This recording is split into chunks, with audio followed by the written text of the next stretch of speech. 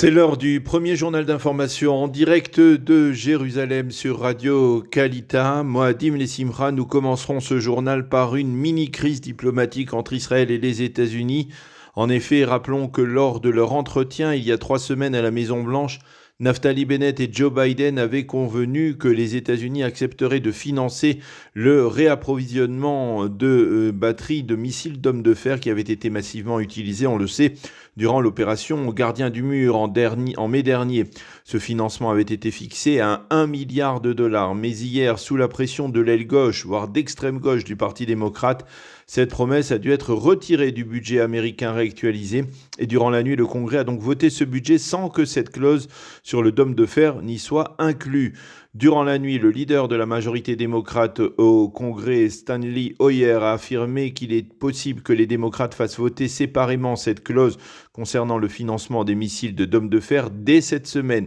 Hoyer a téléphoné au chef de la diplomatie israélienne Yair Lapid et il a tenté de le rassurer en affirmant qu'il ne s'agissait là que d'un report technique et que ce financement sera validé prochainement.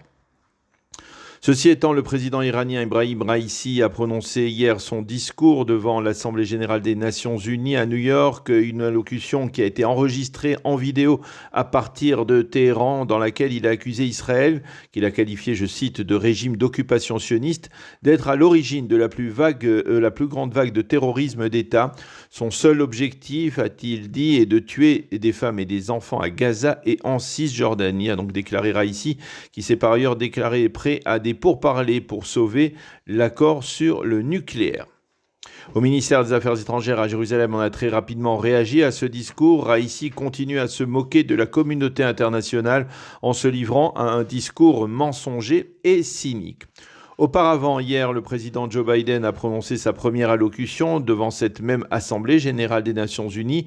Il a affirmé qu'il était favorable à un nouvel accord avec Téhéran, tout en promettant de tout faire pour que les Iraniens ne se dotent pas de l'arme nucléaire. À propos du Proche-Orient, Joe Biden a affirmé que la création d'un État palestinien sera selon lui le meilleur moyen d'assurer l'avenir d'Israël.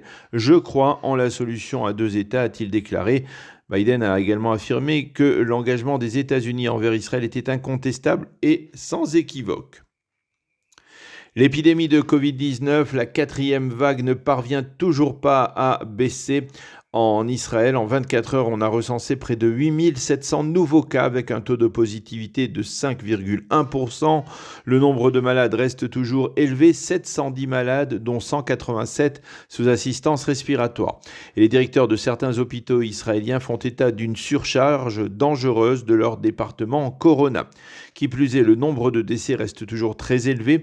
On a recensé depuis le début du mois de septembre 485 décès du Covid-19 et depuis le début de l'épidémie, 7667 décès. Décès en Israël durant la fête de Sukkot de l'ancien ministre et député Aaron Abuchatzera. Aaron Abuchatzera était ministre des cultes et du travail dans les gouvernements de Menachem Begin, puis ministre de l'intégration dans le premier gouvernement d'Yitzhak Shamir. Il avait été l'un des leaders du Parti national religieux avant de créer dans les années 80 le parti séfarade Tami. Il était le fils de Rabbi Yitzhak Abuchatzera, plus connu sous le nom de Baba Chake. Nous sommes, vous le savez, le premier jour de Chol HaMoed Sukkot et dès ce matin, ceux qui le souhaitent pourront assister à la traditionnelle bénédiction des Kohanim devant le Kotel, devant le mur occidental. Cette année, comme durant la fête de Pessah il y a 6 mois, cette bénédiction sera récitée solennellement à 2 reprises, aujourd'hui et demain, afin de permettre à un maximum de fidèles de la recevoir tout en respectant les restrictions imposées par le ministère de la Santé publique.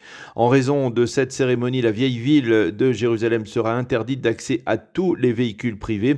Ceux qui le souhaitent pourront participer également à de nombreux festivals qui ont rouvert leurs portes durant Chol HaMoed Sukkot après une année d'interruption due également bien entendu au Covid-19. Le temps sera particulièrement propice aux excursions à travers tout le pays durant cette fête de Sukkot.